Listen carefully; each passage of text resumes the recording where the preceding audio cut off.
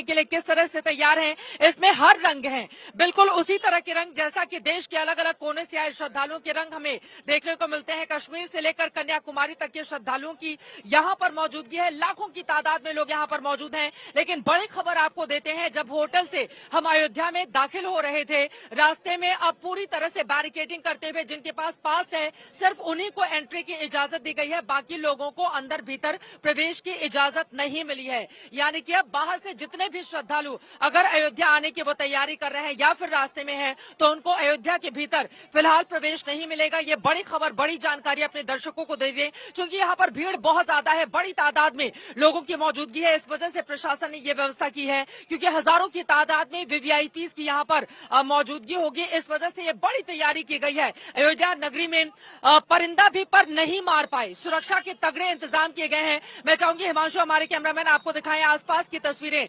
इस समय सुबह सुबह अयोध्या क्या बोलती है, इन तस्वीरों के जरिए जरा हिमांशु सामने की तस्वीर दिखाइए, जहां पर जय श्री राम लिखा हुआ है और मंगल भवन अमंगल हारी द्रभु सुदशरथ अजर बिहारी हरि अनंत हरि कथा अनंता कहीं सुनहि बभुविधि सब संता जा पर कृपा राम की होई ता पर कृपा करही सब कोई।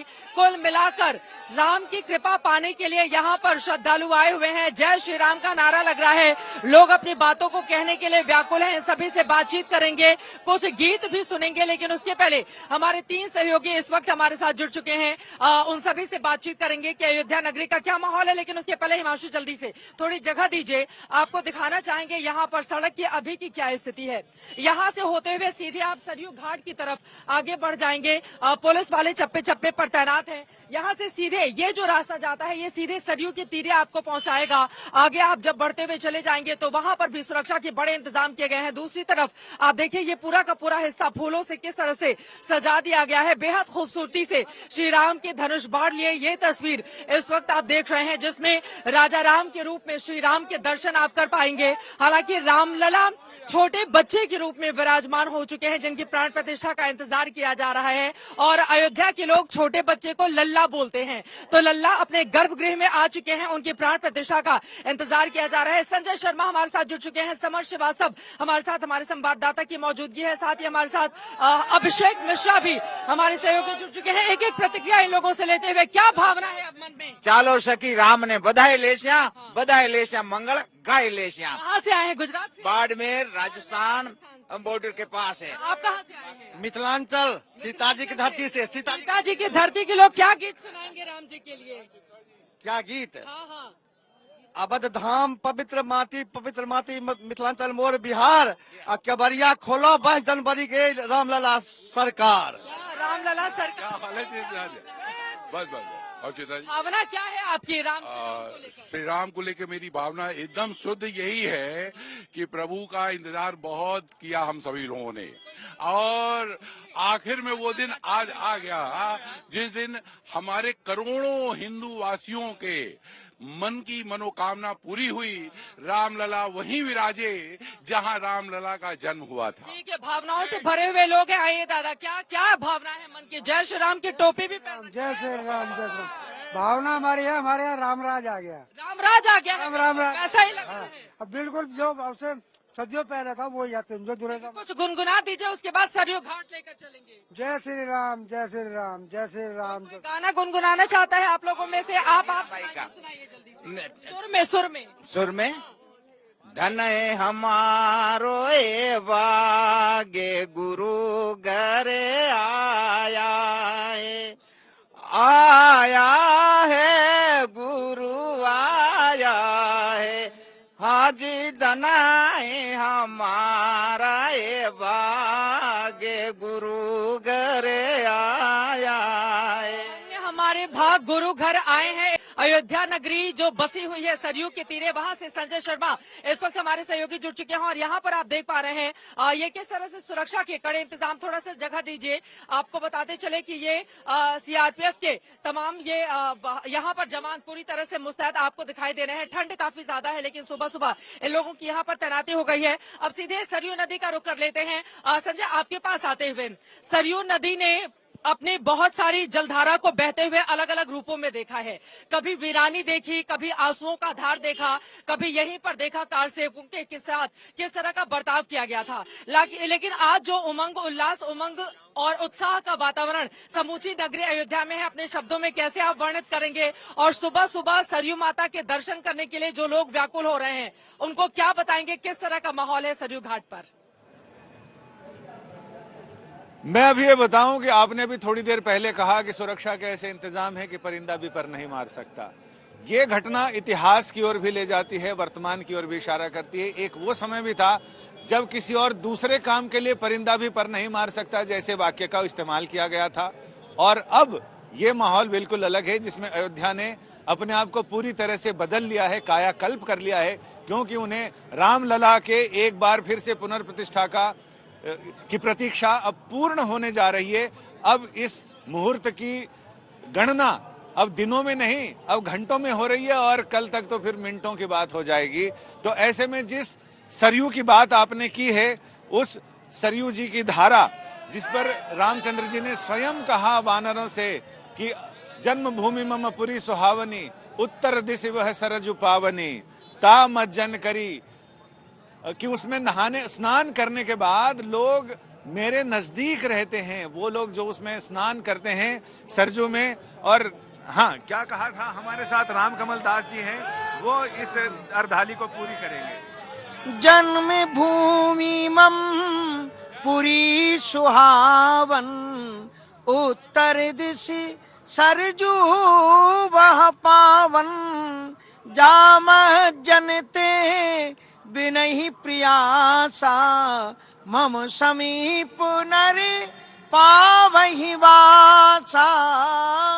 ये अपराजिता और मोक्षदायिनी नगरी, जो 7 नगरियां हैं हमारी मोक्षदायिनी, उसमें सबसे पहला नाम यदि किसी नगरी का है, अयोध्या का है।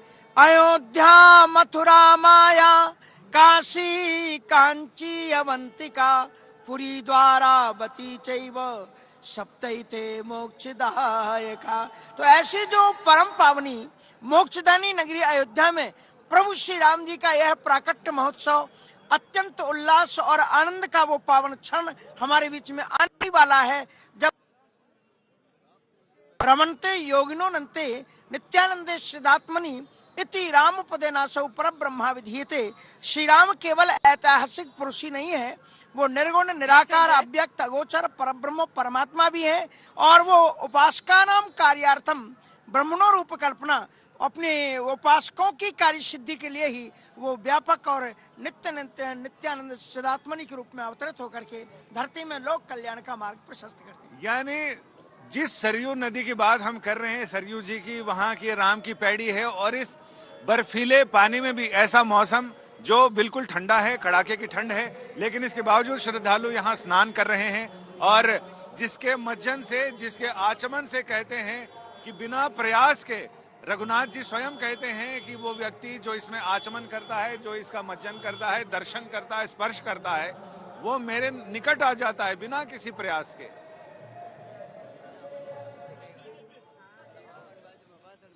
बिल्कुल, श्री राम नगरी बसे सरयू के तीरे, ये गीत गाते हैं अयोध्यावासी, और आज उनके सुर में सुर देश के समूचे भारतवासी मिला रहे हैं। सीधे रुख कर लेते हैं इस वक्त लता मंगेशकर चौक का, जहां से समर श्रीवास्तव मेरे सहयोगी इस वक्त हमारे साथ जुड़ चुके हैं। और लता दीदी के सुरों में श्री राम को सुनना अपने आप में हमेशा ही अद्भुत रहा है, लेकिन अभी वहां पर क्या माहौल है, किस तरह की तस्वीरें समर्थ आप दिखाने जा रहे हैं? चित्रा, अयोध्या में हर ओर राम राम है, तमाम साधु संत इकट्ठा हुए हैं मेरे साथ, संत समागम है। कोई जय सिया राम कर रहा है, कोई गायन कर रहा है, कोई नृत्य कर रहा है। हर ओर केवल और केवल जय सिया राम, जय सिया राम, जय सिया राम। यहाँ पर कृष्ण जन्मभूमि से भी लोग तमाम आकर पहुंचे हैं। आप लोग बताइए, रामलला विराजमान और प्राण प्रतिष्ठा कैसे देख रहे हैं? 500 वर्ष बाद ये तपस्या, ये बलिदान आज साकार हुआ है। इतनी तपस्या करने के बाद कितने लोगों ने आहुति दी हैं, कितने बलिदान हुए हैं, कितनी माँओं ने अपने बेटे खोए हैं, कितनी पत्नियों ने अपने पति खोए हैं। ये आज तपस्या आप रंग ला रही है। भारत के हर कोने से प्रत्येक अनुयायी, कितने पंथ हैं, जितने भी सब लोग हैं, आज यहाँ अयोध्या की धरती पर आए हैं। और वास्तव में हमने वो दिन तो शायद नहीं देखे होंगे कि आज का जो दिन देखा है वो राम स्वयं आए हुए हैं। राम स्वयं आए हुए हैं। रामलला की मूर्ति भी आपने देखी होगी। कैसा लग रहा है? एक दिन रह गया बस। बहुत बढ़िया लग रहा है। कहने की कुछ नहीं, राम सबके मन मन में है, सबके रग रग में है, सब सनातनियों का राम है। हमने बहुत साल प्रतीक्षा किया। आप ये सोचिए 24 साल तक तिरपाल के नीचे रहा, टाट के नीचे रहे। हम लोगों की भावना को ये समझिए, केवल एक बार बदला गया। आज ठाकुर जी, हाँ, भावना ऐसी है संतों की, समाज की इतनी जबरदस्त भावना है। उत्साह आप देख रहे होंगे लाइव से, और इतनी भाव है कि कण कण में भगवान राम की ऐसे ऊर्जा की तरह एकदम संचार हो गया है। जय सिया राम भी हो रहा है। जय सिया राम, जय सिया राम, जय जय सिया राम। 500 साल बाद भगवान 500 साल बाद ये सुनहरा अवसर आया है। यशस्वी वड़ा प्रधान अथवा यशस्वी योगी साहब ने ये प्राण प्रतिष्ठा का टाइम निर्धारित किया हुआ है। तो अभी नृत्य कर रहे थे। 500 साल बाद ऐसा अवसर आया है। भगवान राम अपने घर पधार रहे हैं। मैं योगी और मोदी जी का किस शब्द से धन्यवाद करूं, मेरे पास शब्द नहीं बचे हैं। कुछ दोहराएंगे?